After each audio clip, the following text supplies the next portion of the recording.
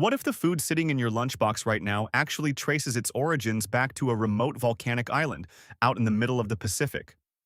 What if that snack you've been munching on your whole life, the one that feels totally ordinary, has a backstory so unique, so unexpected, and so deeply tied to Hawaii that once you hear it, you'll never experience its flavor the same way again? And what if an island best known for its beaches, sunsets, and laid-back vibe quietly grew into one of the most influential birthplaces of food innovation anywhere in the world? That place is Hawaii. And here at First Taste, we're about to show you exactly how it happened, one incredible invention at a time. If this sounds like your kind of story, go ahead and hit subscribe before we jump in. Let's start with food number 1, Spam Musubi. These days, you'll find Spam Musubi just about everywhere, lined up in convenience stores, packed into school lunches, tossed into beach coolers, and served from food trucks all across Hawaii, with millions sold year after year. But here's the surprising part. This iconic bite, a slice of grilled spam pressed over seasoned rice and wrapped neatly with a strip of nori, may look distinctly Japanese, yet it didn't actually originate in Japan. Instead, it came to life in Hawaii during the 1980s, thanks to a woman named Barbara Funamura, who's widely recognized for shaping the version people know and love today. What makes it special is how it blends cultures, a seamless fusion of traditional Japanese onigiri techniques and American canned meat staples. Now here's the detail that really catches people off guard. Spam itself first arrived in Hawaii during World War II, when military restrictions made fresh meat scarce across the islands. At first, it was mainly eaten by soldiers, but locals gradually embraced it, and rather than abandoning it after the war ended, Hawaii fully incorporated spam into its food culture. In fact, the islands still consume more spam per person than any other U.S. state, roughly 7 million cans every single year. Spam musubi isn't just something you grab on the go, it represents something bigger. It captures what Hawaii does exceptionally well, taking something unfamiliar, something born out of necessity, something simple, and turning it into something people genuinely crave. Next up, food number 2, the plate lunch. If you really want to get a feel for Hawaii's spirit all in one go, just order a plate lunch and take it in. It's simple at first glance. 2 scoops of white rice, a helping of creamy macaroni salad, and a hearty portion of protein like teriyaki chicken, Kalua pork, or katsu, all sitting together like they were always meant to share the same plate. On the surface, it seems like an everyday no-frills meal. But once you dig into its history, you realize it was actually designed with a purpose: to feed a diverse workforce on sugarcane plantations back in the late 1800s. Those plantations brought together waves of laborers from Japan, China, Korea, Portugal, and the Philippines, each group arriving with their own culinary traditions, flavors, and comfort foods. Out of that mix, the plate lunch naturally took shape, a shared, practical meal that borrowed elements from every culture in the fields and somehow managed to belong to all of them at once.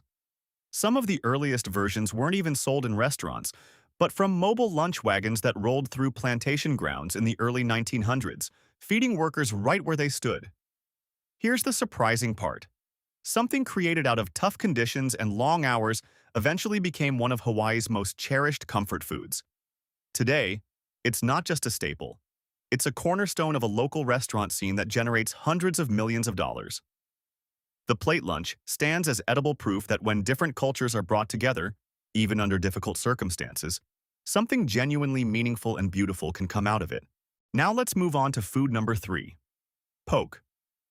These days, poke bowls are being put together in stylish restaurants everywhere, from London to Tokyo to New York City, often topped with things like truffle oil and microgreens, and sold for around $18 a bowl. But long before poke turned into a global trend, it came from something much older and far more genuine.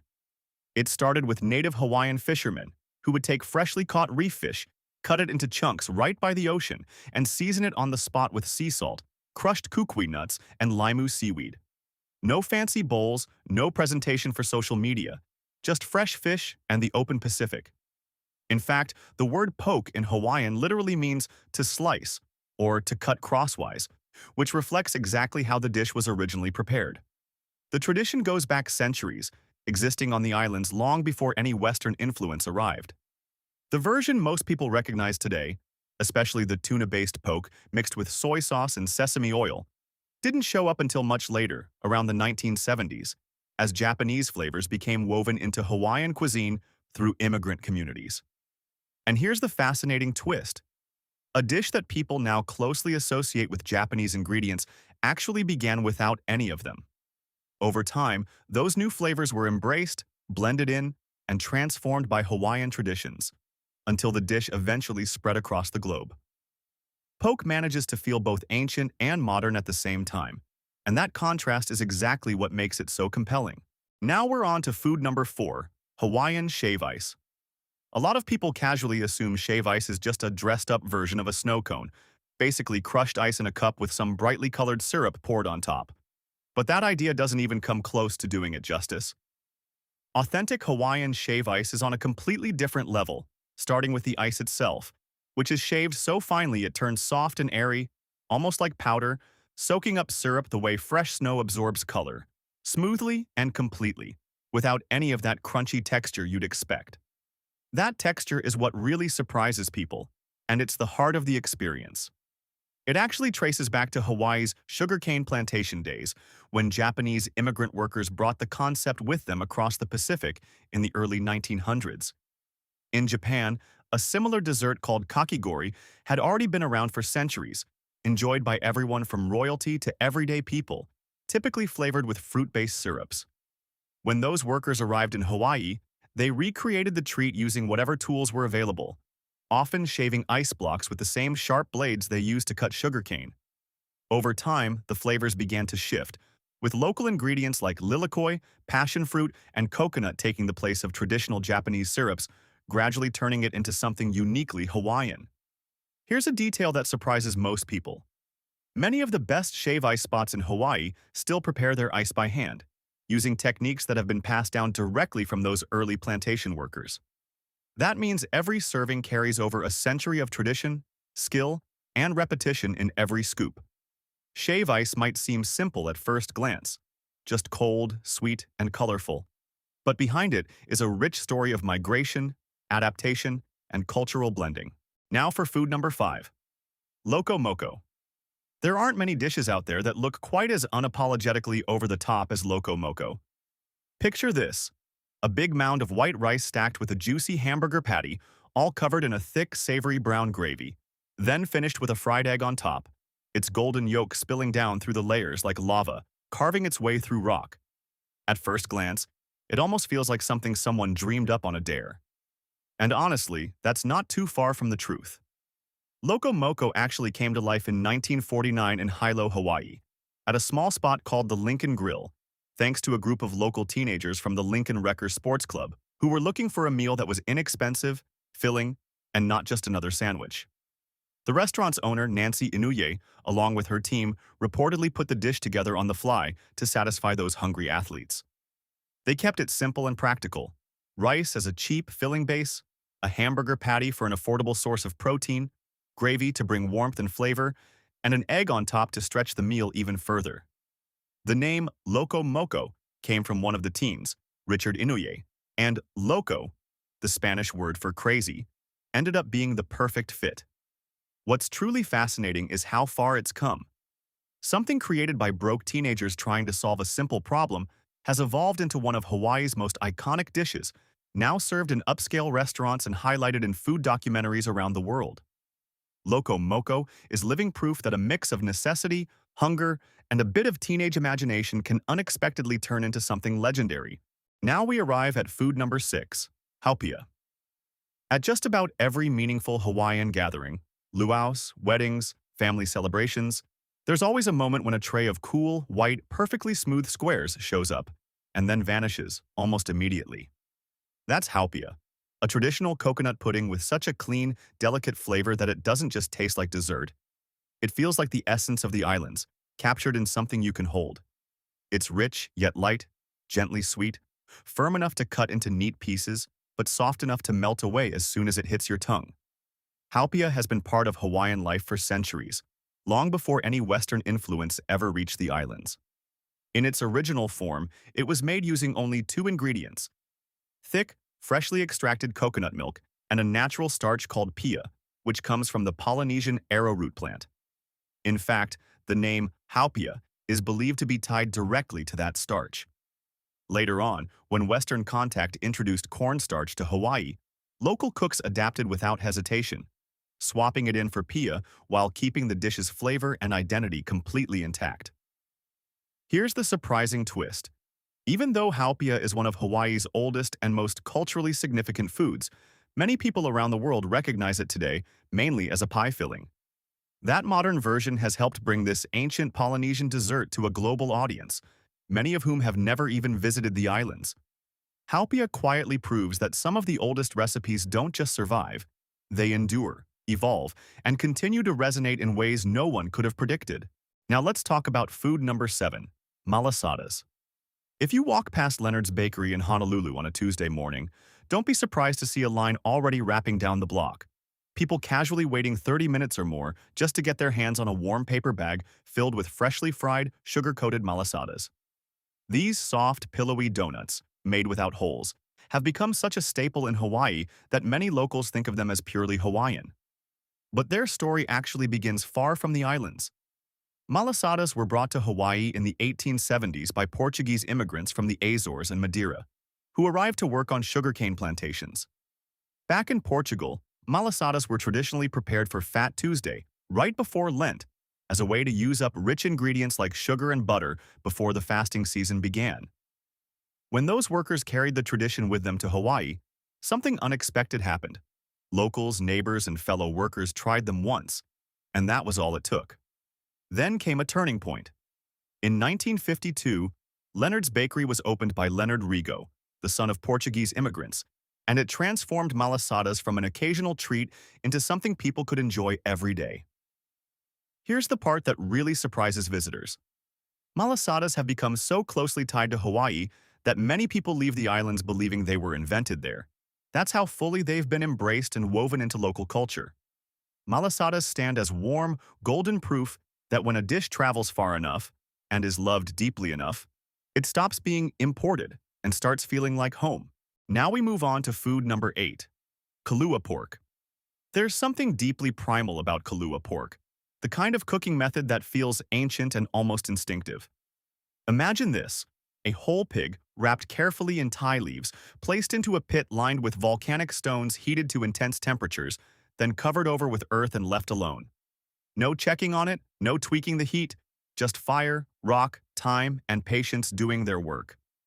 Hours later, what comes out is pork so unbelievably tender, it practically falls apart with the slightest touch, infused with a smoky richness that modern ovens and slow cookers have never quite been able to replicate. Kalua pork isn't just old. It's one of Hawaii's most enduring traditional foods, with roots stretching back over 1,000 years in native Hawaiian culture. The underground oven used in this process is called an imu, and building one isn't just about technique. It's a shared cultural practice, something that brings people together. Traditionally, the imu was prepared and managed by men, and cooking an entire pig this way was reserved for meaningful occasions, chiefly feasts, religious ceremonies, and moments that carried deep communal importance. Even the name tells part of the story. Kalua refers to the pit itself, the central element of the entire cooking method. What's truly remarkable is how little this process has changed over time. Despite centuries of outside influence and modern technology, the essentials remain the same. Heated stones, layers of Thai leaves, and earth sealing everything in. Kalua pork isn't just something you eat. It represents a living connection between people and the land, a tradition that has been carefully preserved and passed down through generations. Now we come to food number 9, poi. Few foods in Hawaiian history carry as much cultural weight, spiritual meaning, or quiet controversy as poi. It's a thick purple paste made by pounding the root of the taro plant, lightly fermenting it, thinning it with water, and traditionally eating it with your fingers. A practice that stretches back to the very beginnings of native Hawaiian civilization. To outsiders, poi is often described as bland, starchy, or unusual. But for native Hawaiians, that perspective misses the point entirely. Poi was never meant to be just food. Its identity, ancestry, and a spiritual connection all rolled into one humble bowl. In Hawaiian cosmology, the taro plant, called kalo, is considered the elder sibling of the Hawaiian people, born of the same divine lineage. Eating poi was more than nourishment.